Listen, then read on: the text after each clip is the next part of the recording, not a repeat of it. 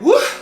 You already know that I fully got bantered, so we better go in with the transfers. Scouting network spread like cancers. Glazers better go holler at the bankers. Murtoff better go holler at the sponsors. Told them that we're in need of signings before United fans really go bonkers.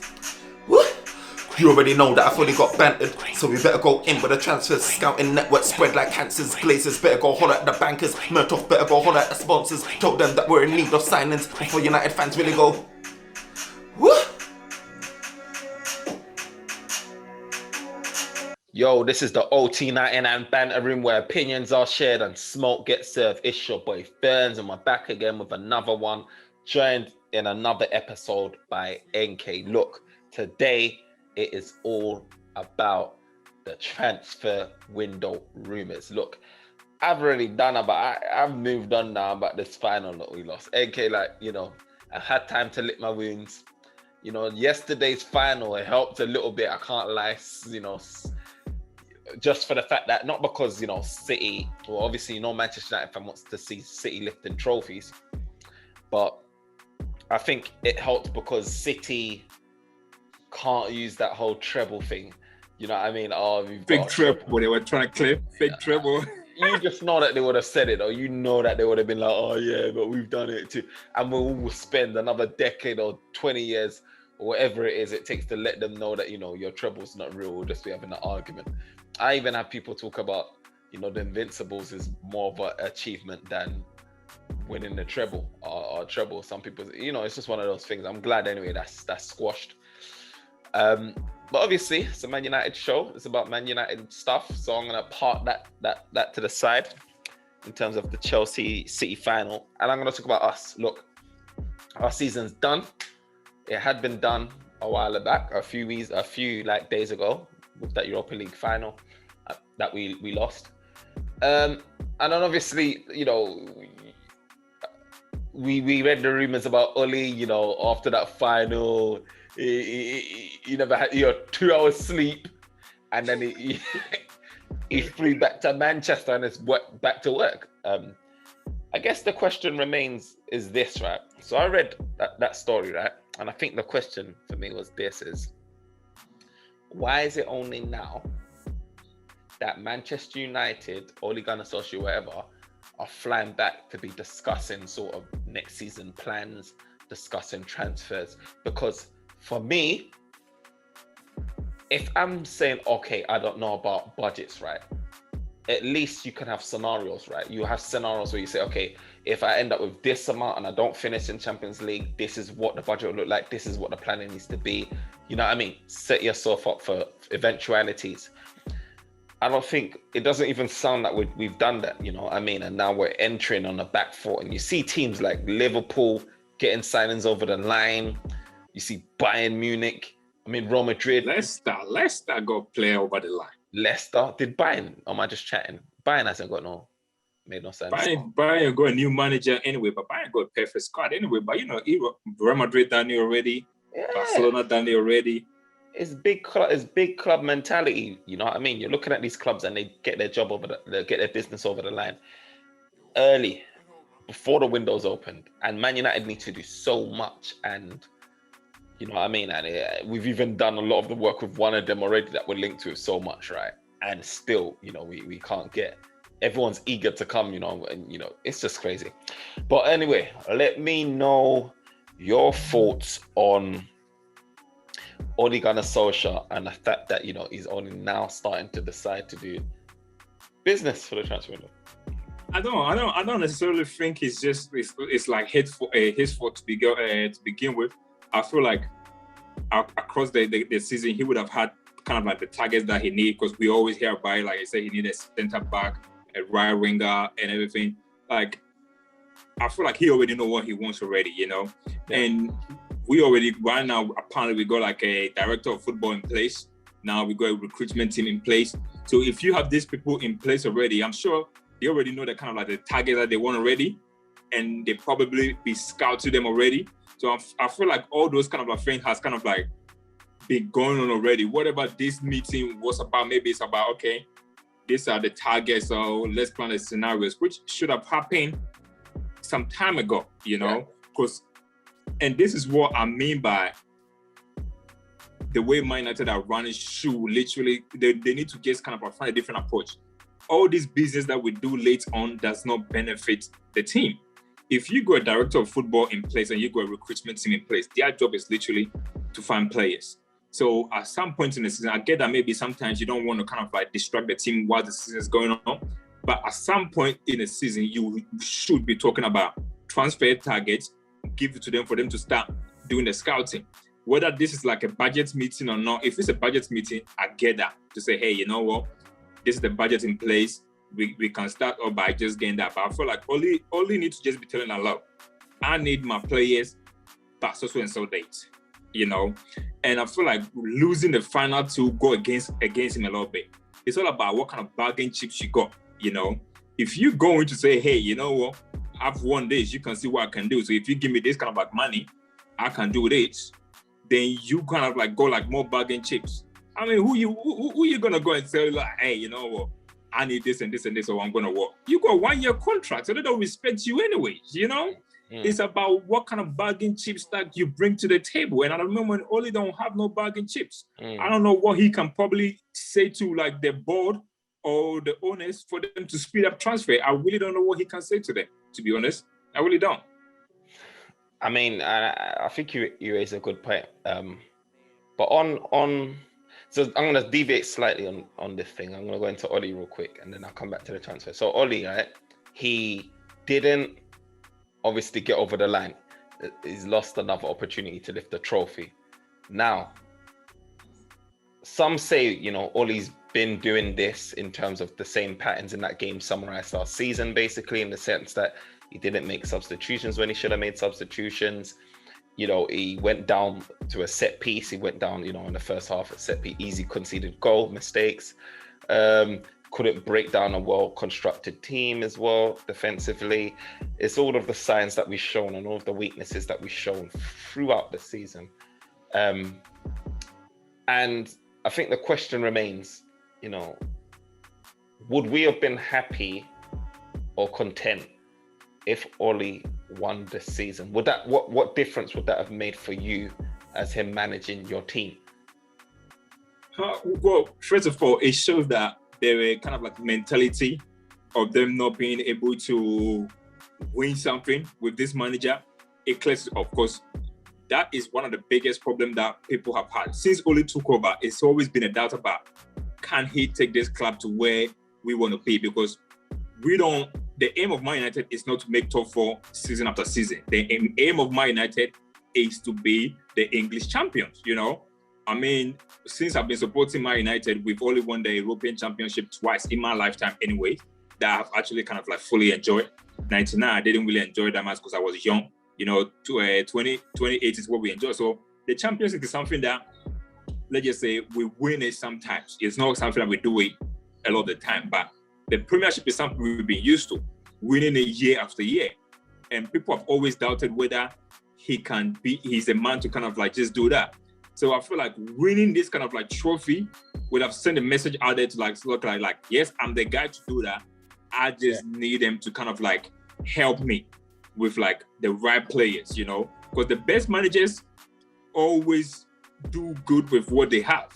And I'm sorry, you cannot tell me that this United squad was not good enough to win the Europa League. It was good enough to win the Europa League. Jose done it, you know, a lot of managers, Emery done it with this Villarreal team. So you cannot tell me that. So right now, the question, and I feel like not just as fans too, the board too are going to ask that too. Like, is he the guy for us to kind of like back? You know, is he the guy for us to kind of like back? But yeah, winning it would have just kind of like sent a message out there to the fans, to the rivals, to like, look, we are serious. We can actually win now. And once this team actually start going, we can go. But then now everybody's now thinking about, can we recover from this upset? That's what the question is going to be. Yeah. So I feel like obviously it would have helped as well. So I think it would have definitely helped. Him getting the Europa League, winning that, would have given us confidence, the players' belief, given himself belief, you know, that there's truly been a change, a shift in mentality. Right now, we're still in that place where we can't get over that line. But in terms of long-term future of Oli, He's still learning on the job. He's a guy still clearly learning on the job. He's still a guy that doesn't strike me with full confidence when he goes out against some of these low block teams that he's gonna get the victory. And I need to feel in a position where I just know that Manchester United is going to batter a team that is in front of them. And with Manchester United, it's still a bit up and down and up and down. And if Oli gets the players that he gets, will that change a lot? Maybe it'll get us an extra few points in the season. Or is that enough to say, you're walking away with a Premier League or Champions League, considering you've got Pep and Klopp with these teams in the Premier League, and Chelsea now with Tuchel? Is it enough? Yeah, that's the big question. You know what? That is one of the big questions that we face as a team kind of like going, and you know what? As I said, the Europa League, as I said to you that day when we done it, I said it was like a summarize. When you do a course and someone say like do a conclusion, that was literally a conclusion. One of our biggest problems that we had the whole season was that we drew a lot of games. Because when the game is very tight, Oli is always scared to just kind of like just do the tactical thing to get us over the line. Whenever we are tight games like that, I feel like the only game that he has actually done a substitution to kind of like impact the game was against PSG when we played in Paris, when he brought Pogba on, and then Pogba kind of like came to kind of like change the game, and then we beat them by that last minute kind of like goal. That's kind of like the only game that I can actually say he kind of like done that, maybe Southampton to when we're losing 2-0 to, and then he brought Cavani on, changed the game too. Yeah.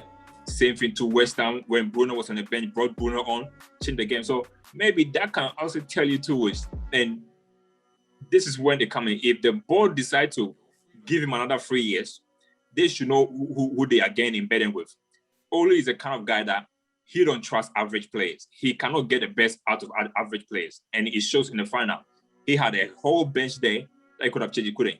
So if you're going to give him that contract, then you need to back him with players. Because that's the only way he can get the best out of like this guy. Whether he can win the Premiership is another thing. But if you don't give him the money to buy, we will never know. I think we do need to know. So I'm saying, I feel like Ollie's definitely going to get a contract. I think it's written in the stars. There's not been any rumors about him leaving. He's definitely getting a contract. We've been hearing about 3 years, probably he's going to get about 3 years. And if he is going to get that contract, he needs to be backed. And I do feel like he is going to be backed. And we've been hearing that magic number, floating around in the media now of 150 million pounds. Apparently Manchester United want to spend 150 million pounds net, right? So that's very interesting because we've got a lot of work to do. We've got a lot of players that we've been linked with. We've got a lot of positions to fill. Is that 150 million big? Yes, it's healthy. It's a healthy sum. Is it enough to get the players that we need to get in? I'm not sure yet, but it is a healthy sum. I mean, not a lot of teams will have 150 million pounds kicking in, but we've started to see anyway early transfer activity. One of which is the news about Sam Johnston and Tom Heaton, the goalkeepers. So I think we was after Sam Johnston. I think some feelers got put out there. He's at West Brom at the minute. And, to bring him back to the club, and West Brom's like, we want 20 million pounds. United was like, well, this is the rumours anyway. United thought, it's not quite worth 20 million pounds. I'm not trying to pay 20 million pounds for him. They've looked elsewhere. It's been confirmed. Fabrizio's come out and said, what's the other guy? Tom Heaton. Yeah. He's medical, underway, whatever like that. So Tom Heaton's coming to the club. That automatically tells you one thing, certified one thing. It's always been known out there that one of them's gonna go David De Gea or Dean Henderson. But that is now confirmed for me from when we're bringing in that keeper. Mind you, we still have league run. Now, we've probably touched on this before, but and I probably know what you're gonna say, but what's your opinions? Has it changed from what you thought of last time with Dean Henderson and David De Gea? You know what? To be honest with you, after the final, I could care less who is our goalkeeper because here, you know, with neither of them go. Like as I said to you, the goalkeeper place is never our problem. We are trying to make it a problem. You know, it's a strength of us. It's a strength of us, and then we are trying to make it a problem. Like no matter who goes and leave, we're still in good hands. To be honest, as I said, Henderson. He's not good enough, but he would do for now. Because when you look at goalkeeper giving you, I'm looking at goalkeeper giving you like maybe say like a 5, kind of like 10-year kind of like thing. I don't see him as the guy to do that. But at the same time too, I don't want us to go rush and spend money on a goalkeeper. I feel like neither of them can kind of like do the job for us. That's not the area. That's kind of like a good competition. If you say we shouldn't be rushing to sell one of them. You know, if one of them come out to say, hey, I want to leave because you're not going to make me number one, make them go.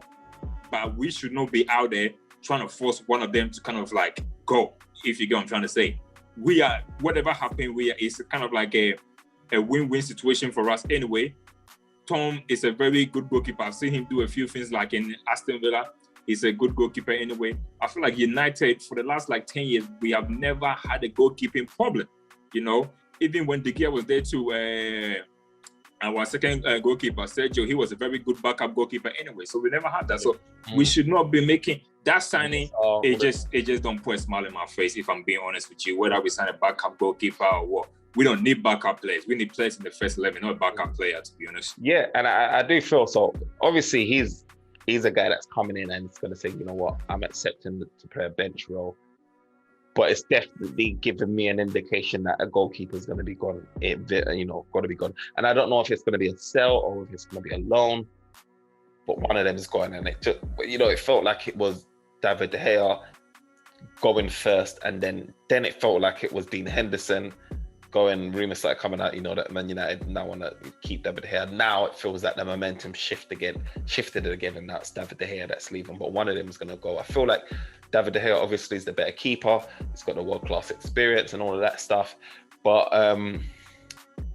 the wages is obviously a factor as well. He's on that 375k, and all of the top players are going to be wanting to get close or near that. So if you start having your Jadon Sancho's, your Paul Pogba's and all of them stuff already, it's going to start causing some tensions because David De Gea is going to be the benchmark. So, one of them is going to go, but I could see us making small steps, but obviously it's not the stuff that we want to be talking about now. We want the big stuff, the first teamers, like you said. So, like I said, Manchester United's got £150 million budget. Look, for me, what's your priorities, man? You got 150 million. Where's that money going? I think, you know what? If anything is to tell you, is that one of the priorities in this team is a centre back. Like one injury across that back line and the whole team just crumbled. There's no backup plan for the centre back. Like no backup plan. And I don't want to be hearing preseason only talking about Phil Jones is going to come back and be strong. I don't want to hear that. I don't want to hear, Lindelof, we just know if we ever got ambition to win something, Lindelof is not your guy. Bailly is not your guy. Phil Jones is definitely not your guy. And then we are only left with Harry Maguire, who is, let's just say, is decent. We still haven't seen him do that kind of like thing where, a good defender, because we bought him for expensive money and he's supposed to make the other defenders look good. Now we're talking about, again, another defender so that he can look good too, which says you all you need to know. Yeah. So centre back is the number one priority, Other areas to be sent, but then if you don't get a centre back, one injury there, as we saw, like with Maguire, and you are just looking at, we are looking at even trying to even make you Europa League. Literally, if you go into a season and then see how Liverpool lost Van Dijk and they still managed to get Champions League. If we lose Harry Maguire for the whole season, mate, we might not even make the top 10. So I'll get onto where else you'll want to strengthen with that 150, right? Considering like it's 150, you want to be realistic and stuff like that. But since you're talking about a centre back as being one of our priorities, or the priority. It made me think of Kounde. So Kounde, the Sevilla centre back, you know, he's done really well, had a good season. You know, he's 22 years old, about 5'10". He's not the tallest of centre backs, but he's quick, strong. And obviously, you know, he's in a title-winning squad with Sevilla. Not La Liga, but you know, he's in obviously Sevilla's won your Europa Leagues and everything like that. But he came out and he gave an interesting quote, and it was really and truly, it was like a "come get me" plea type quote. So this is what he said. So he was asked about his future, and he said, "Regarding my future, it is certain that I will perhaps have to change clubs this summer." He said, "But nothing has been finalized yet. I've not decided anything. My goal is to play for a big club, to try and always progress and win trophies. It's true that I might have to move, but that's not relevant today." So he goes on to say other stuff, but I just picked out that bit. So he's basically saying, you know, it's certain, it's a strong word, that I'm going to have to move. And it's sounding like he wants to move imminently. Now, from what I've been hearing, Manchester United is interested in Jules Kounde. But I think the price around Jules Kounde is about 60 million.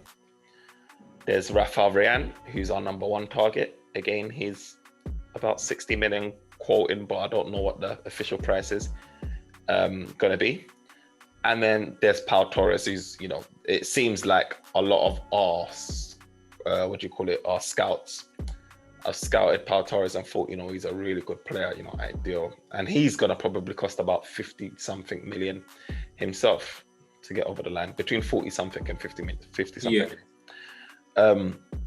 Now, out of those three, who's your option and why? You know what? Honestly, the Sevilla player, he's out of the question. I saw him play one time, and the Sevilla was playing like Fred back. He was shocking. Like he was shocking. Like Fred back. They were running past him like easily. I don't know what game it was. I feel like it was the Champions League game, one of the Champions League game that he was playing. Like I don't know if it was Liverpool or one good team. Like he was literally, and they were playing Fred back too. And when you play Fred back, and as a centre back, you cannot defend Fred back. You know, you are shocking. Like he was bad. Like so, he's asking the question. But the money that he's gonna cost, you know, I might have to watch him against like France. I don't even think he starts for France. I don't think they're gonna start him for the French team, to be honest with you. And then there is his teammate. He's in a. I think he may. He's in the French squad. But whether he's gonna start, that's another thing. Because let's face it, he's gonna be in the same team as Varane. He's gonna start ahead of him. Because why couldn't it be both of them? Because why couldn't it be both of them? Or put Upamecano starting? Or put Upamecano. I don't know. I feel like they got more defenders than that. Anyway, we're gonna see that. But I've never really seen him kind of like start for France. I don't think he's gonna start for France anyway, because France, like the defenses, they got that. But anyway, if it's up to me and his teammate, I will go for his teammate. He won the World Cup, won the Champions League, experience straight away in terms of the dressing room. When he comes there, you know he's a winner. So straight away, you kind of like listen, you know, like he's not gonna come there and just like he's not that young guy that Maguire have to just kind of like just take under the wing. We want someone to make Maguire like look good, or just that he don't get better than an experienced player like that. You know, Maguire gonna be looking at him like, look, I need to watch how he defend, you know, because he's won it all. So I need to watch how he does it and learn a bit of two like from him. You know, not like another low kind of like player that he can kind of like boss around and anything like not that. And then there's Torres. I was really impressed with like Torres. You know, I watched him against Real Madrid before our game. He was very solid, very calm on the ball too. He know how to be at the right time. He know how to read the ball very kind of like good too. If he comes to, he's a winner. He's gonna be like, mate, I just beat you lot, so you can't even tell me what to do, because I was in the team that beat you, and that game too, we defended low. If we swapped him for Lindelof, we win that game, because that free kick, he dealt with it easily. He would deal with it easily because he was doing it the whole game. Varane, if it's up to Varane and him, I'll probably go for Torres. He's young. I don't think Varane, he kind of like had a few injury problems of late. I saw him, he missed a few of like Real Madrid game because of like injuries. When players kind of like get O2, they kind of like get injuries too. Torres got his whole career ahead of him. He just won his first kind of like silverware. He will want more too. He's hungry too. Very young age. All these players, the thing about players who has one more is sometimes you just never know what you're gonna get. Are they gonna come with the same hunger, or are they gonna be like, I've already won it, so I don't have? It's a bit like Thiago for Liverpool. He came there on the back of winning the Champions League. He just came there. It was a bit kind of like too. He's got another one. He's got another one. He's got another one. Yeah. He's got another one. Yeah. He was just too relaxed. So me personally, my number one target would be Torres. I was really impressed with him in the Europa League final, you know. Very good. I feel like if you get him in the team, he's very tall too. He was great header. Very, very kind of like good in the air too. One of our biggest problem is on corner two. You don't need a 5'10" guy to come in there. I feel like he's cheap too. He's very cheap too. I heard something like about he had a buyout clause for like about 40 something euros, which is almost like 30 something like pounds, you know. So he's cheap. He's my number one target if you ask me. Okay, so you've got about 110 million left. Where does the rest get spent? The rest is, you know, my guy Sancho. Sancho has to come, you know. Sancho definitely has to come. And one of the things that I explained to you earlier was that we played like 100 and something minutes, you know, and we could not make a sub. One of the reasons why we could not make a sub was that Ole didn't trust none of the attacking play. He literally just play all his attacking cards, you know. Yeah. And anytime he has done it, he's always kind of a struggle because one, he ain't gonna bring Daniel James in to kind of like change the game. And I always say that when we are throwing the game, he struggled to bring other players in. And the only time that he's done it is bring players like Paul Pogba, who is a world-class player. Cavani was world-class. It's a shame that Martial too was injured too, because we actually forgot about him. If Martial was there, maybe we would have had one. But sometimes you just don't need one. You need like two attacking players kind of like coming up. Next thing you buy Sancho, we all know what Sancho can do. Sancho coming means that across the whole front line, there's competition everywhere. Not just on the right-hand side too, but even on the left-hand side too. You know, guys like Rashford need to step up his game, because if you don't step in, we can just say, hey, you know what, Greenwood, you go play on the left. Sancho will play on the right. You know, it just ain't a thing. And I just feel like he's just something that we need, that a bit of kind of like creativity too. We need that too. And also to kind of like keep some of the players that's up there to give them a back tie. So I would spend my 90 million or I don't know, if I think it's like 90 million, maybe 70, depending on how much we put forward. I think the number floating around is 80 million. I think Sky reported 80 million. I think, you know, on social media, what you hear that's flying around the mark is about give 70 to 90 million. Give them the 80. Remember, I told you, boy, like 80 million is not going to be any less than that when we were talking about it. But okay, so see, the thing about Sancho as well is that obviously there's more people that's, you know, coming into the picture potentially. You know, Chelsea's been touted as being interested. You've got Liverpool that's interested. Apparently, you know, there's rumors that Liverpool want to sell Salah. If they sell him, I don't know if they want to, but I don't know if they sell him, there's money that they've raised there and they'll want Sancho to replace him. You've got Chelsea who are looking at Sancho, which is, I mean, for one reason I can understand it, but another reason I can't. I mean, you just won the Champions League, right? And I know you want to build up your squad and everything, but you've got so many wide men that you're not even utilizing. Like Hudson-Odoi could easily have gone Dortmund and probably been just as prolific. Maybe not. I don't know, but he would have had a big impact there. And Pulisic as well. He hasn't been starting most games as well. And you know, Mount's play on the wings too. You know, yeah, they got that, and then you just feel like, okay, you're looking at Jadon Sancho seriously. So, but the good thing is that from what I'm hearing, Jadon Sancho wants to come to Manchester United. That's his priority, so that's his focus.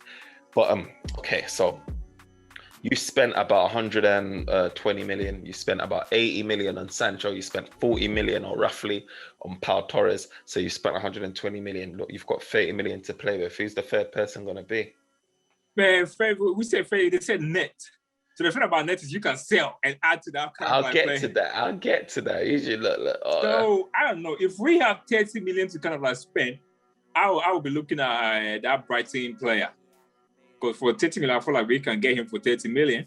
If I'm not being, yeah, Basuma, because he's very kind of like good, like with that thing. I feel like he's still got a bit of like developing to kind of like do. but we need to change that middle. We definitely need to change that middle. Like, but I don't know. The thing is, if you look at our squad, people will tell you that the middle is more important than the right hand side of like the attacking bit. But look, something like the finals just tell you like your defensive midfielders are there to help you not concede. But the question is, when you concede, you need attacking players to get you up. And you are always going to concede. You are always not going to keep it clean. You're always going to concede. So I'll put that attacking side first. But if we have to, then yeah, with that kind of like money that just still left, it will be him. I heard about another guy, Getafe, that they were looking at to some Uruguayan guy too. I heard about rumors, but that one kind of like that. But this is when the scouting kind of like coming. With 30 million, you can go out there and get a good defensive midfielder. You know, we can just try to just kind of like just do that. But I will look at that Brighton player as my 30 million kind of like guy to come and get in there. So looking at that squad, I feel like we'll significantly be improved, you know. If we've got Pau Torres, we've got Basuma, we've got Sancho, I feel like obviously Pau Torres probably looks like an upgrade to what we've already got in Lindelof. And then you've got Basuma, who would sit and naturally does a DM role, and that's actually a specialist role for him.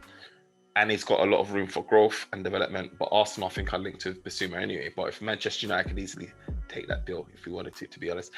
And then obviously Sancho, you know, he does what he you know, I saw one stat, I think I sent it to you actually. Yeah. And he's done crazy. I mean, I think it was 120 something goal contributions, goals and assists in maybe like 140 something games, which is just insane stats. So him coming to United will add goals and assists like Bruno. You know, if he can replicate that form in Dortmund at Manchester United. But for me, I would see it as, you know, centre back.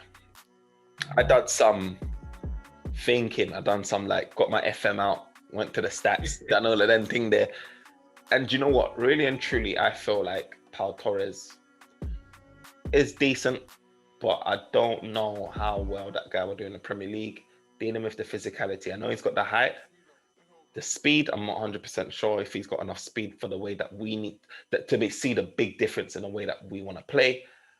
But he's a good defender. I think like when if Lindelof was on it on his day, you might see a Pau Torres like in terms of level of performance when Lindelof is very focused. But for me, I would say out of everything, when I considered the pros, cons, what Manchester United need, everything, Varane was the guy that stood out far beyond what. Reason why is because United need leaders. And like you said with Maguire, looking to the person. I don't think Pau Torres or Kounde is going to look to them and think, you can tell me what to do. He's still going to see himself as a boss role. Even though Maguire's a captain, he's going to look at Varane and know that he can't. Just like Maguire can't look at Bruno Fernandes and say, you know what I mean, get in line.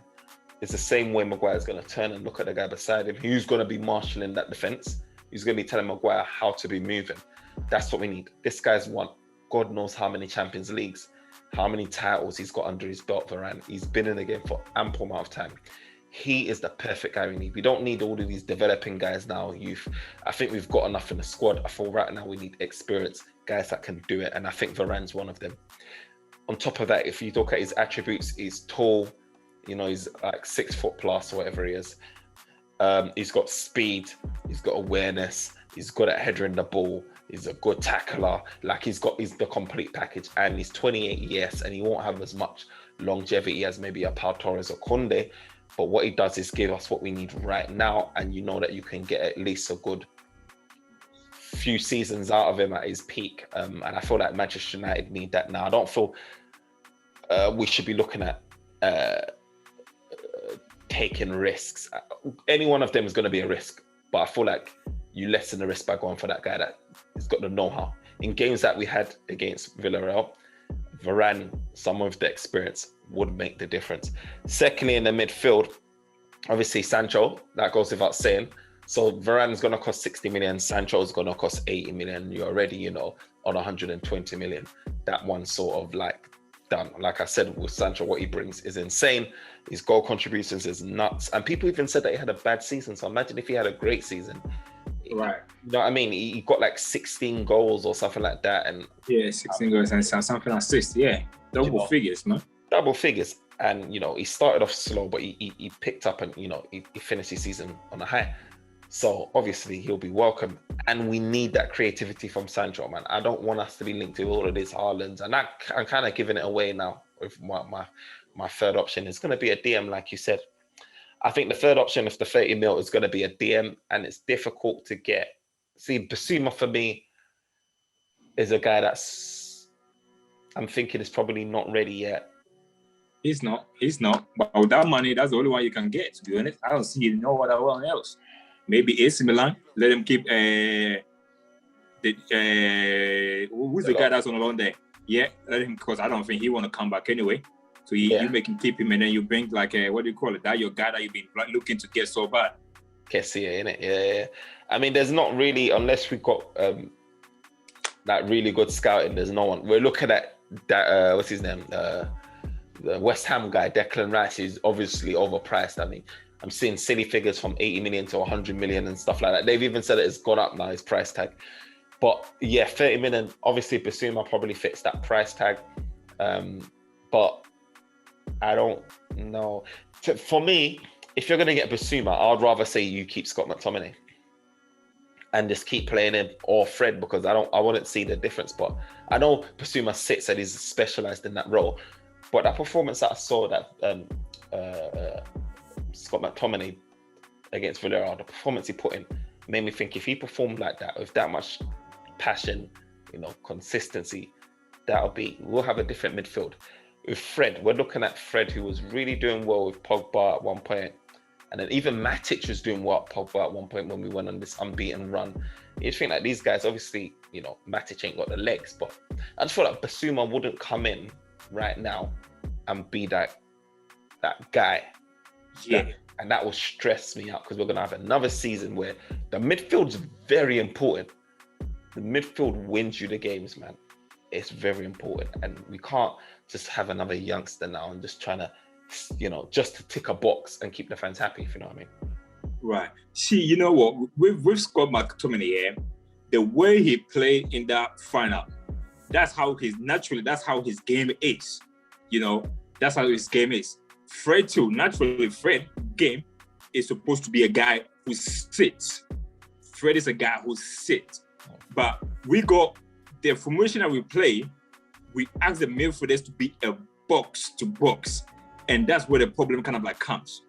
Scott McTominay will be great with a DM next to him. What do you call it? Pogba will be great with a DM next to him.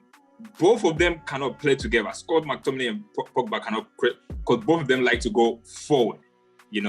Fred, for example, Fred would have been a perfect DM, but he doesn't have the composure, like to get the ball out there and be spreading pass. He cannot pass, and he doesn't have the composure to, like, anytime he get a ball, he kind of like panic and want to rush all the time. Sometimes as a defensive guy, you need to slow down. Basuma is not gonna do it, but he's just like, the guy just, I don't know, he's just, for that money, he's the guy to kind of like do it. I was saying like Declan Rice, because Declan Rice will literally feel it. He's very good passing, very kind of like taught to. I've seen him control games most of the time too. He's a bit of a leader too. He's a captain too. So he would have fit that. But the money that they want for him, it will be very hard to get that deal across the line. And if we don't have someone else to get into that middle, because we are not a team that get coached. We don't get coached. If we had a coach, trust me, the midfield that we have now would not be a problem, because any of them will have their instructions.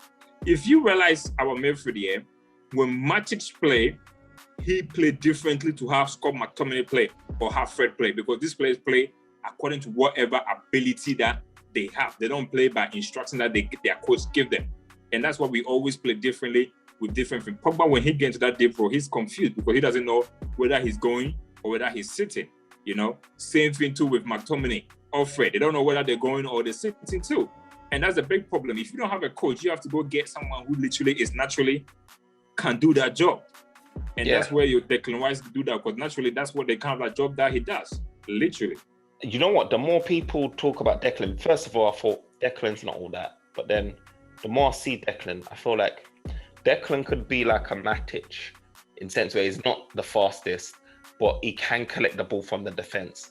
He can take that ball, you know, he can drive forward when he wants to drive forward, but he's disciplined and stays back. And he's got a passing range in him, which is good. And he can tackle, he's got good positioning and stuff like that. So he can work. Long range shot too, long range shots. And he's got long range shots. But the thing about Declan, I feel like for him to work, I don't feel like he'll work alongside Pogba. Do you know? I feel like we need, the reason why I say that is because, like, I look at Chelsea's in the big games. So, I mean, Declan and Pogba can do a thing probably like in, you know, a Premier League you know, but in the big games, I don't look at Chelsea's midfield, right? I know they played three at the back and whatever like that, but the makeup that they have, right? They've got Kante, who's an enforcer, and he's like a cheat code, to be honest. He's like 2-in-1, but he's defensive. He can drive forward. He's complete, right? But then they also have someone like Jorginho or Kovacic, who are guys that equally just sit. And this is the thing: in their midfield, they've always got a midfield. There's not just one person being left. They've always got two guys that are working in tandem together, side by side together, being Jorginho and Kante, because they both sit. So they both got some defensive elements in their game. You saw Jorginho going crazy in that Champions League final. They both got defensive elements in their game, and they can both pick a pass. They both, that Kante not as well as Jorginho, but they can both like move the ball, pick a pass, and do it. What we have in our midfield is a really good creative guy being Pogba, but defensively not so good. He has some games where he does all right, and he's always getting forward. So you're always left with one person doing all the defensive work, and that one person doing the defensive work is not a complete DM, is not a natural DM. You're having a box-to-box type guy being Fred or McTominay, and it's just not working. And both of them don't have that passing range either. I feel like you need people in there that are disciplined, can tackle. They don't have to be like in Diddy's. They don't have to be Kante's, but they've got the defensive, you know, they could be a Herrera, they could be a Jorginho, but they've also got the passing range in them or good positioning or something to help out. And I don't feel like our midfield has that. We just have a really good, we've got either good work ethic or we've got really high creativity, but we don't have that blend.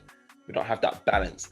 And when I look at players, I think of, you know, the likes of Sal Niguez at Atletico Madrid, he's a nicely balanced midfielder. Or you look at Ruben Neves, maybe not as quick, but he's a nice balanced field. Reminds me like a Tielemans, but a guy that can defend a bit more than him, a bit more.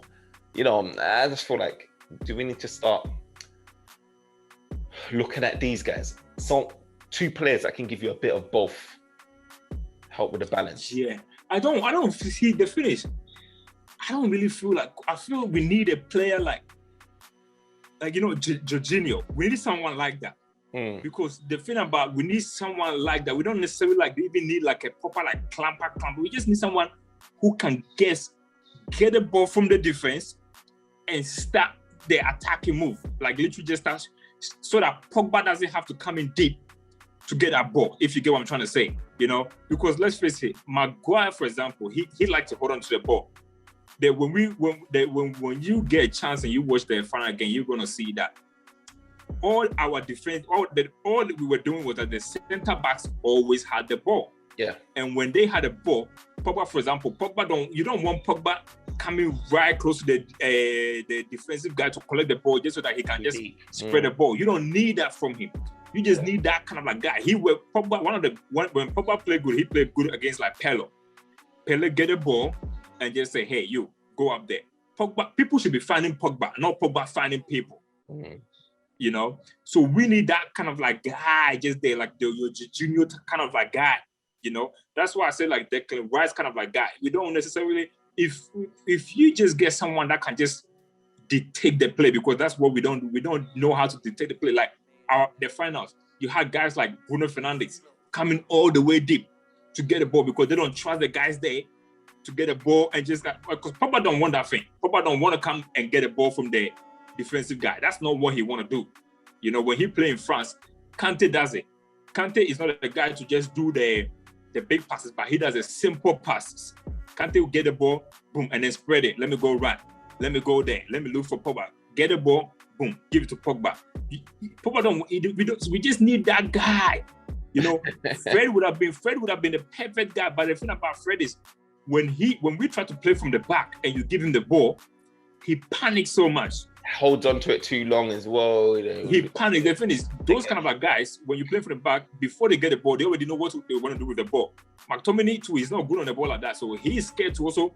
If you watch McTominay, he never goes back to get the ball. When you see Matic, when Matic play with the defenders never ever hold on to the ball because he always get there and collect the ball. Yeah. You know, he always collect the ball and just start spreading it. But the thing is, I feel like he's a bit older and he's a kind of like player too. I feel like he needs to play consistently to kind of like get in form and only don't trust him. We need a Matic kind of guy. Yes. So that's what we need. We do. We need a Matic type. And this is what I'm saying. Like, I feel like we've got guys that it's got really good work ethic, like your Freds, who'll run every blade of grass. You've got McTominay, who'll do the same. They're very physical, but then the quality there. Then you've got Pogba, on the other hand, he's not so good defensively. He's strong, yes. But he ain't going to cover every blade of grass for you consistently like that. But he's got really good creativity. But I feel like the balance isn't there in the midfield. And you look at Liverpool, right, when they weren't doing so well and they had all these injuries, right? They still got a lot have some long-term injuries now. But you look at when Fabinho had to go back and go into the centre-back position, Henderson, I feel like that's when they were getting affected a lot. But as soon as these guys went back into their positions in centre mid, you know, I felt like things started ticking. And if you look at Liverpool's centre mids, right? So recently against Crystal Palace, they played with Yaldum. I always find it difficult to say. Yeah. He's physical, he's strong, quick. He's like an engine. He's like your Fred, but obviously you're a lot more better quality-wise. But he can pick a pass, you know, he can score, you know, your odd goals here and there. You've got Henderson, who's obviously he's been injured, but he's like, people don't kind of underestimate Henderson. Henderson, again, is a workhorse. He can pick a pass really good. Like his positions, I think he's like a good balanced midfielder. And Klopp's getting a lot out of him as well. He's got him playing how he wants him to play. You've got two balanced guys. You've got work engines, but you've got guys that can pick passes. You see how balanced it is, and the guys that know their position. There's guys that's always going to be in the midfield. You've got, so I said Fabinho. You've got Henderson. You've got Wijnaldum. You know what I mean? All engines, all guys that can pick a pass. Thiago Alcantara, a guy who's reaching the latter ages of his career, but again, a guy that can run, deep line midfielder. He can challenge you. He can get aggressive if he wants to get aggressive. He can hit a 30-yarder long range. They've got the tools in the midfield, right, to make it work. And this is the difference. They've got balanced guys. United don't have that. You look at Chelsea, the same. United don't have that. But you know what? Liverpool is just the perfect example. For example, when they bought like Van Dijk, Mohamed Salah, and all of that type of thing, they still came third. You know, they went to the Champions League final and then they lost to like Real Madrid. And then, what did they just realized that yes, we can go further, but if we want to win the league, we just need something there. And they went and bought Fabinho. And then obviously they addressed their goalkeeping situation too. But Fabinho was just the key guy into that team. When Liverpool won the Premiership, their midfield hardly contributed to the goals. That was never their job. They had Fabinho sitting, and they had Henderson and Henderson, I'll probably compare him to a bit like Scott McTominay type of player. You will never make Henderson sit, because if Henderson sit there, he is not good, because Henderson is not a guy to just get a ball and just spread a pass. That was never his job. His job is to bring that kind of like energy into that kind of a thing. What Raminto is the guy that do the box to box, you know, run further up and down. Pogba can do a bit of that job too, you know. Pogba can do that kind of a job. So then you ask yourself, we need that Fabinho kind of like guy, you know.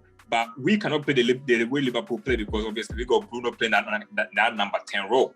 And Bruno is always going to play that number 10. So you just need that kind of like guy. We need a kind of like Fabinho.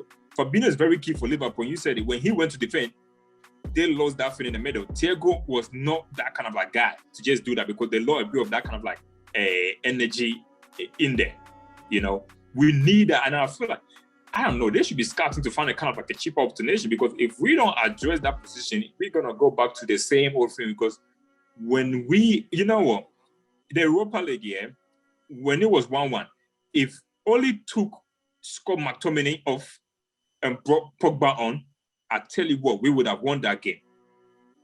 We would have won that game because we had so much possession, but we didn't know what to do. And if Matic came, he would have gone there, collect the ball from your likes of like Lindelof and Bailly, and then just start spreading the ball. Literally, if you done, I know Scott was playing well, but sometimes he was playing well, but in the game that we were facing, he was just not a guy. We needed someone. Yeah, we were getting too much possession. When you get so much possession, you just need that kind of a guy to just know whether he's slowing the game down or whether he's increasing the tempo. And I feel like Matic would have been able to kind of like do that for us. Fernandinho is doing that for Man City at 30-something years old. I was going to get onto coach, Matic just do that easily for us. And I was going to get onto him. I feel like, so what I think about Scott McTominay, that performance that he done against Villarreal, if he did that type of performance 9 times out of 10 or even 8 times out of 10 for us in the Premier League, Man United will probably close down the gap a lot more than we had already. And we probably won't be like... Not necessarily though. Not necessarily, because if he does that kind of like performance all the time, we're still going to be exposed at the back. Because when they both go forward like that, you get exposed at the back. Our problem has always been getting exposed at the back. That's why he never pushed too much forward. We done that against Crystal Palace at the beginning of the season, when we just went forward chasing for the goal, and then they hit us on the counter-attack. But the thing is with Scott McTominay, he was everywhere. In that game, right, it's not like he was just pushing forward and weren't tracking back. Like, literally, like, that guy was all over the pitch. Like, he was moving like he was Bruno Fernandes. So it's like, it was bombing forward, yes, but he will be defensively clamping back. He'll just be like he had. Yeah, but he had the game of his life. Yeah, he had the game of his life, and we still drew. We still could not score more than 2 goals because he isn't that creative. He isn't that creative. Like, we could have afforded not to, like you said, like bring on Matic because he's got a bit more creativity. But I feel like even with Matic, I do feel like United need, like, if, for example, if we got rid of Pogba, right, tomorrow we brought in a Sao Niguez and a Ruben Diaz, and Ruben Neves. Bro, that centre midfield, some people will say, what, you're crazy, but that centre midfield will probably be maybe more balanced than what we have now.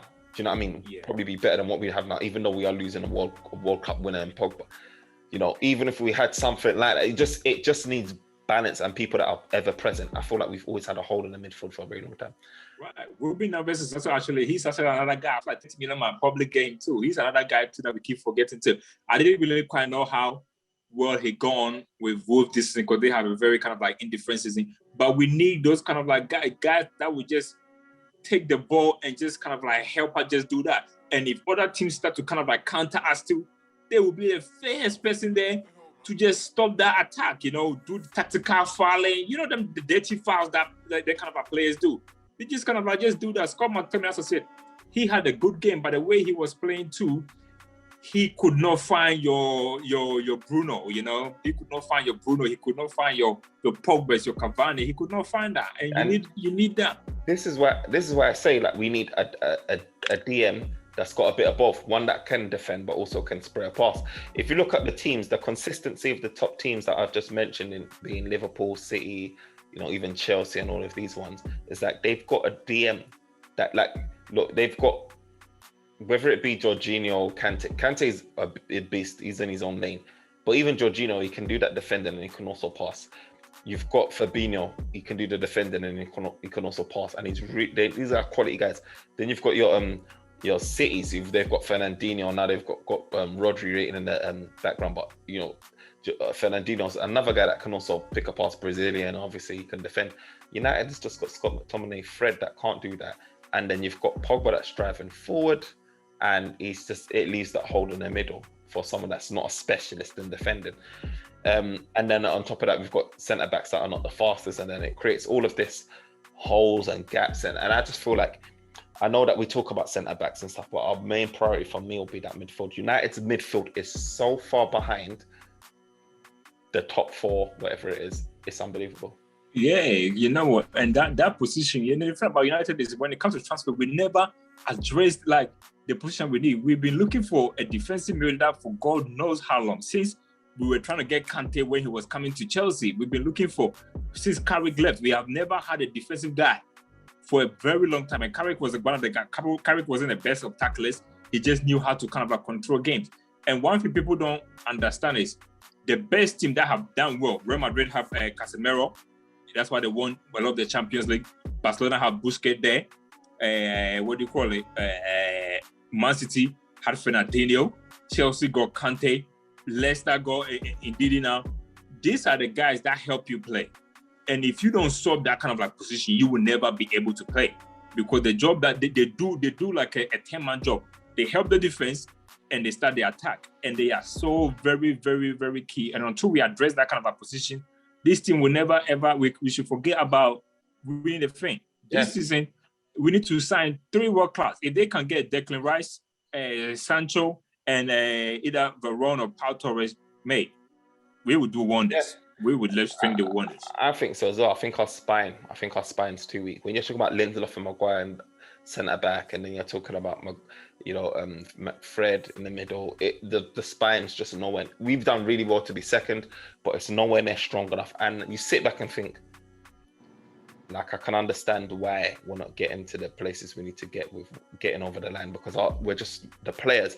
Ollie's not the best of coaches at the minute now as it is, and then we've got that lineup in the middle of our spine's just weak. It's not going to be enough. So I feel like we do need to change it. I mean, I look at Leicester City's midfield, and arguably you can say it's better than us. And when you're saying stuff like that, you look at Tottenham, who I haven't even mentioned. I know they're having a poor season, but you just start to think like, but Leicester midfield is better than us just because of one player. Because Tielemans is not better than Pogba. He's not. Maddison is not better than Bruno. They are only better because of Ndidi. Ndidi make these guys look good. He gives them the freedom to just do that. You swap Ndidi for Fred, and Man United midfield look like a world-class midfield right now. Yeah. And that's the thing. I think Ndidi allows that balance to happen. Because when I look at the midfield, I'm looking at it as balance. Because you look at the prime example, you look at the Chelsea and City, right? City's midfield is cluttered with superstar creativity type guys. And then you've got Chelsea's midfield is solid as well. Like Kante is like a megastar, superstar, world class. But then I just felt like Chelsea's balance, like, City could only have one shot on target or whatever it was in the whole whatever minutes they played. And I just feel like because Tuchel's a tactician, he's a master tactician as well. But I just feel like that midfield was just, the battle was won in that midfield. De Bruyne obviously got sent off. I mean, not sent off, but he got injured. But I feel like that midfield the battle was won in the midfield for me. Obviously, Reece James as well had a stand-up performance. I want to retract my statement. I want to retract my statement earlier on about getting a defender. I would get Declan Rice instead of getting like a Varane or Pau Torres. Play at the back like Chelsea. Mate, Chelsea got one of those. You know what? Yeah. Do you realize who just won Chelsea? Do you know who Chelsea back there was? That won the Champions League. Christensen. Who is Christensen? Who is Christensen? It was him. It was what was that Spain thingy? Ashura Kota, who used to be a right back. Yeah. Who used to be a right back, and Thiago Silva, who was like 36. That is the back line they used to win it. He realized that he doesn't have the best of defenders. He played free at the back. So if we don't have that thing, please do the same thing. Play free at the back. Get a Declan Rice or something. Let's switch formation. Let's just do that and also go and win something.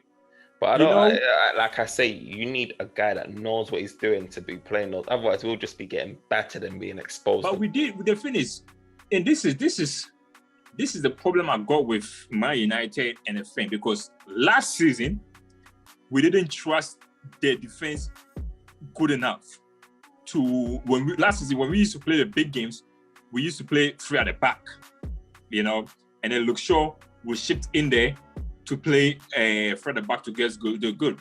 So this season when we got Torres coming, I felt like Oli was trying to do the same because we never bought no centre back. So I felt like that was his thinking behind that, because Torres is very good as a wing back. He can cross good and everything.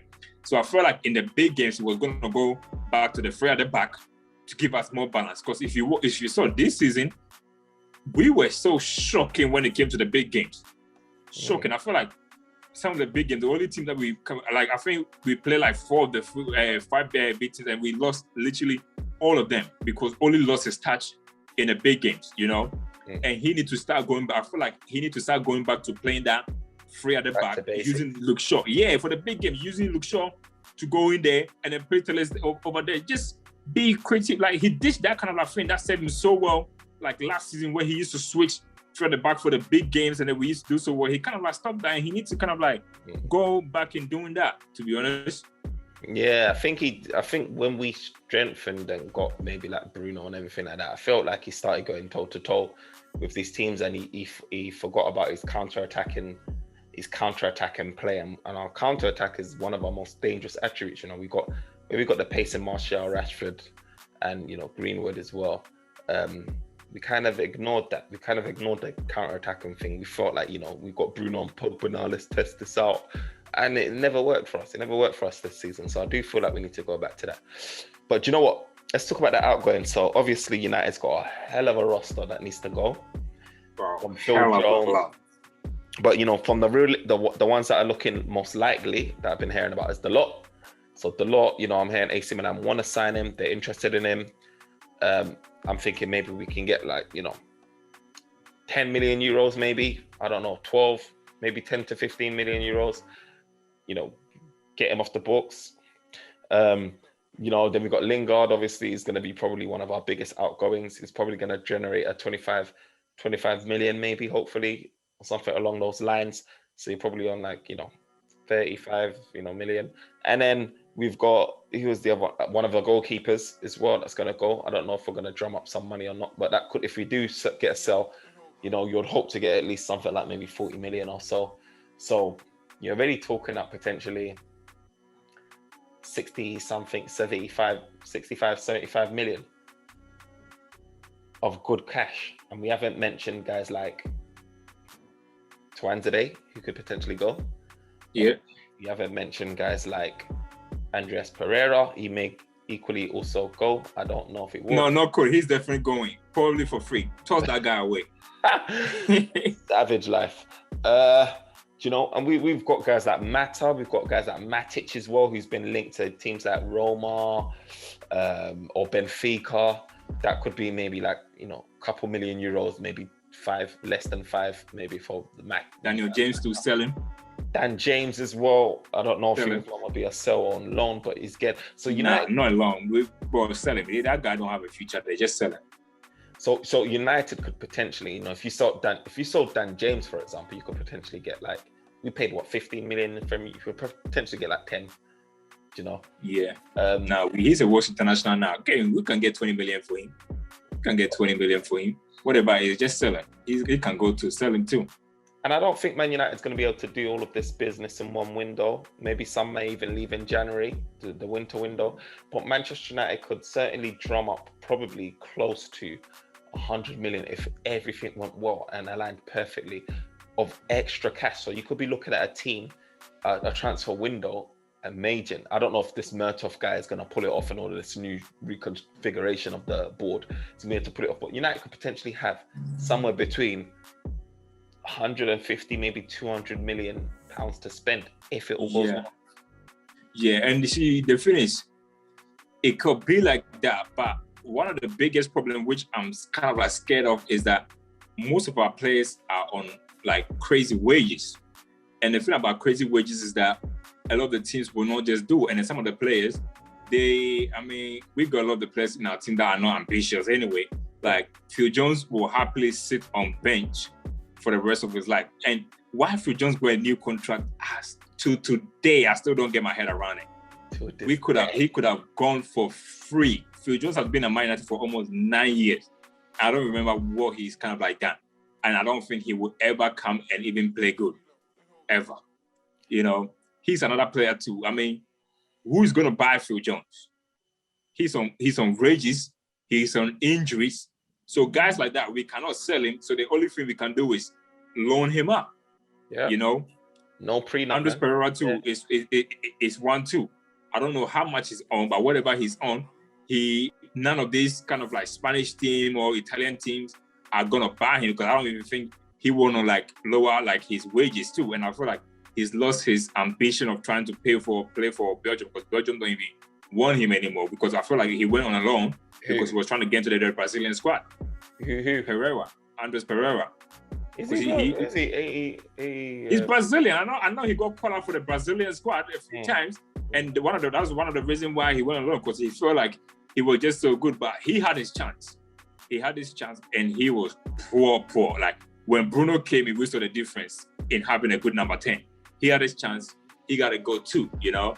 And I don't even know how much money he's gonna do. Probably gonna be another loan deal. Like most of the guys, we got guys to do, but United, we are never good when it comes to selling. We are never good when it comes to selling. Never good when it comes to selling. And even when we sell too, we don't replace. We haven't even replaced Lukaku, you know. And Lukaku went for cheap. I don't care what it is. Lukaku went for cheap. We literally saw Lukaku the same amount of money that we got Lukaku for. But Lukaku should have gone for more than Lukaku. We should have sold Lukaku for 100 million. And on top of that too, they didn't even pay the full money up front. They still haven't finished. Yeah, they saw us. Yeah. And they got that guy to win the Italian league, you know. Lukaku was a world-class striker. You know what? I wouldn't even mind having Lukaku back now. Because we didn't even replace the guy. He's gonna go Chelsea for one. But for me, I like under Oli, like people may say he's a good coach, but people player, and he is a good player, but people are forgetting that he's under sort of management that wants him, that like sees a vision for him, that knows how to get it out. We don't want to bring him back at Manchester United and he's playing on wings or whatever. Like just that I didn't want Lingard back for Oli to be benched. You know what I mean? I feel like that you know what, we've learned that guy too. That's one thing that I'm very scared of. I'm scared to have him back because let's face it, Oli had Lindegaard and he was not using him. You know, if Lindegaard was there in this Europa League, mate, he would not come on. Every player that was on the bench that did not come on, I feel like we need to shake them off.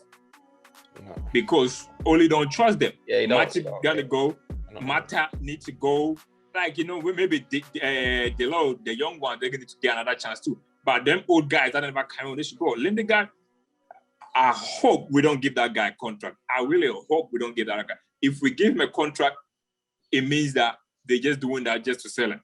Because he was there, Oli were not playing him, you know. So I'm just scared that all these players that we feel like we can get cash for, I'm just scared that we might not, even with our goalkeeping situation too. We talk about selling one of those goalkeepers. I don't even see us selling one. I see us loaning them, not selling.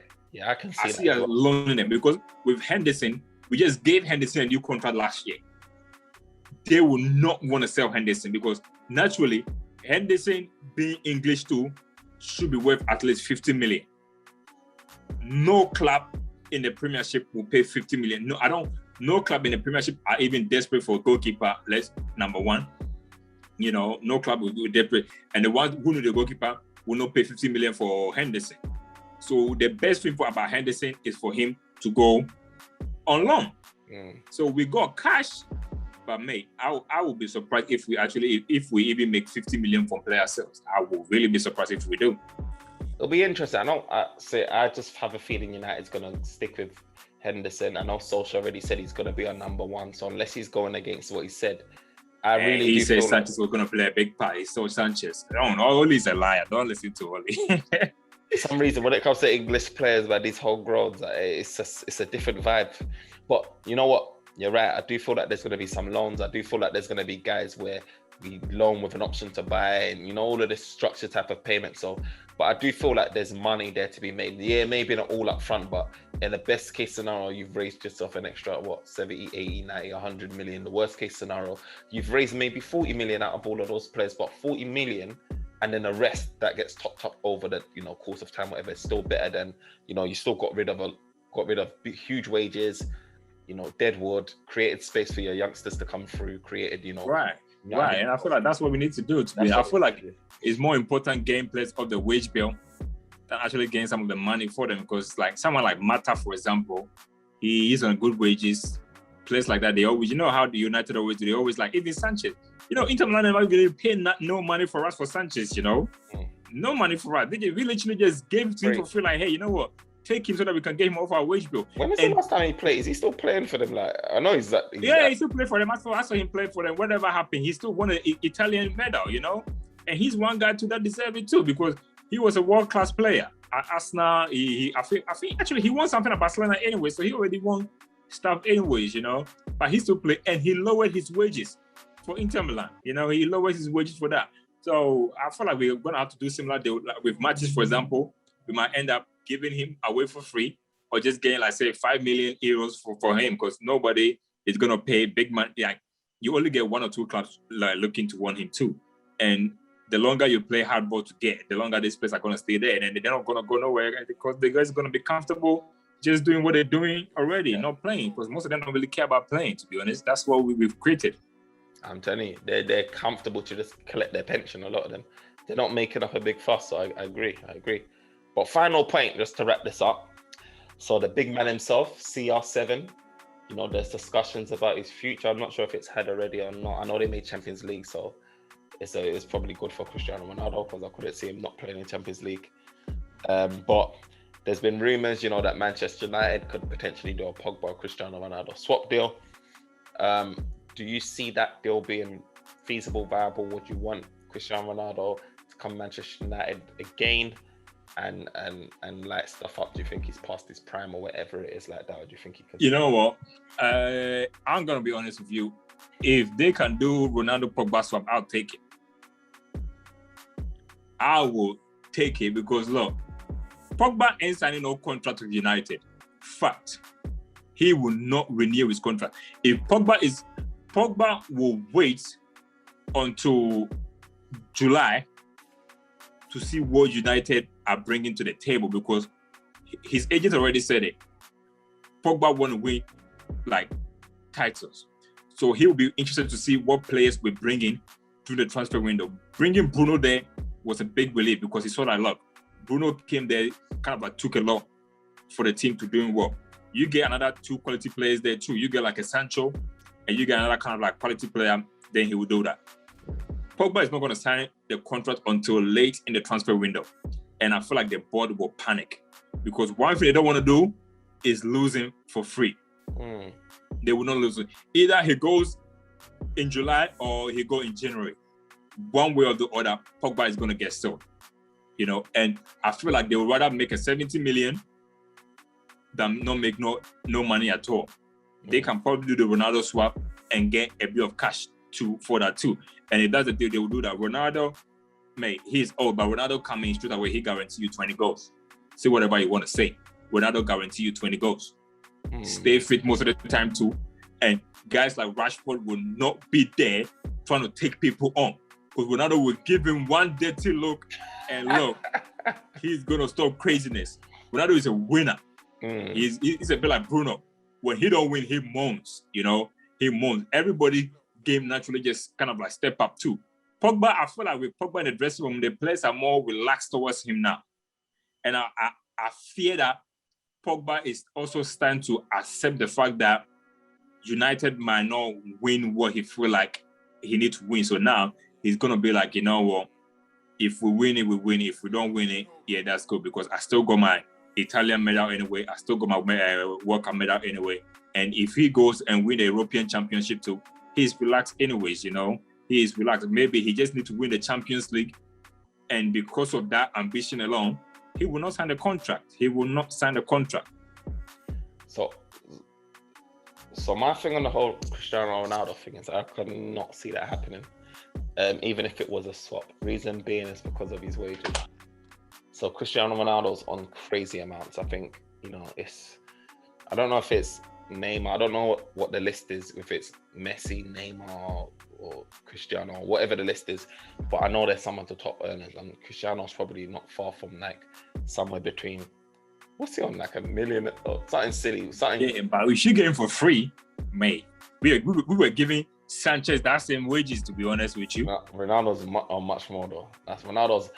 Cristiano Ronaldo, I don't even know his wages. I have to check it. I think he's a lot more. And Juventus, I don't know how they're managing. They seem to be able to pull off this stuff. But for me, the wages is going to be something that will cripple our wage structure. I feel like you have Bruno Fernandes and all of these guys coming through, going to be looking at that thinking all of a sudden the new norm now is going to be 500k a week because you've got Cristiano Ronaldo there. But I do agree. I do feel like what he will bring to the club will be immense. I mean, in terms of like the standard being maintained, a leader, genuine leader, a guy that can get you out of trouble. Cristiano Ronaldo, even at his age, will do it. But I just don't think that time is there now, unless he takes a massive wage cut. But even let's just talk about wages for 1 minute here. If Pogba was to sign a new contract, do you know how much wages Pogba would demand right now? Pogba is not getting anything less than 400k or 375. He's not accepting anything anyway. So whether it's wages or not, we're gonna be in the same boat because Pogba is not gonna renew his contract for anything less than 350,000 a week. Not that too. And I'm hearing the chance to even give Bruno Fernandes to a new contract too. Look, I'm just telling you, whatever happens, we are gonna have to slap some wages onto someone. That's what we're gonna do. And maybe that could be why David De Gea has been, ushered out, because maybe they're thinking, could they free up some wages, with all of these guys? But we are gonna make the same mistake we make with when David wanted a new contract, he was in the worst form ever. Why did we then have to go there and make him the highest paid goalkeeper when he was out of form? And nothing has improved. And the same thing is with Pogba too. Look, if you're going to give Pogba a new contract and you don't sign a defensive guy, you must well let Pogba go. Because Pogba, I'm sorry, you play him in that deep guy, he is not going to be worth that kind of like wages. The only thing that we're going to say is like, look, one thing that Bruno Fernandes, when he came, he's been injury free. If Bruno Fernandes have an injury and we got Pogba there, he can literally go in there and fill that kind of like boots in that number 10 role, and we're gonna be good. But if Pogba stay there, he needs to talk to Oli about where he want to play, because that defensive role is not his role. He want to be higher up the pitch, and I feel like he will want to talk to Oli and agree on that before he signs, to say, hey, if I'm gonna sign, I don't want to play that role. They're gonna demand that. They're going to demand to probably be the highest paid player at Man United. He will want to demand that too. So there's going to be a lot of things that he's just going to like demand, because they're not going to give him Champions League. I don't see Man United winning the Champions League for the next 10 years. And if he stayed there to say, hey, I might not win the Champions League, if that's the case, I might just make money out of this team, then it is going to be what it is. Some way or the other, we are going to break our wage structure. And I'd rather we do it for Ronaldo than do it for Pogba.